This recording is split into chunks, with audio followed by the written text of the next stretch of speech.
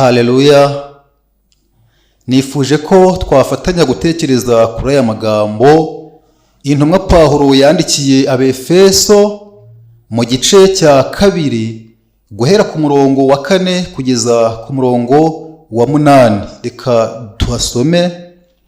Umuntu wese muri mwe areke kwizirikana ubwe gusa, ahubwo azirikane n'abandi.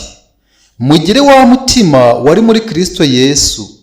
Uwo nubwo yabanje kugira akamero k'Imana, ntiyatekereje yuko guhwana n'Imana ari ikintu cyo kugundirwa, ahubwo yisiga ubusa, ajyana akamero k'umugaragu w'imbata, agira ishusho y'umuntu, kandi amaze kuboneka afite ishusho y'umuntu, yicisha bugufi, araganduka, ntiyanga no gupfa, ndetse urupfu rwo ku musaraba.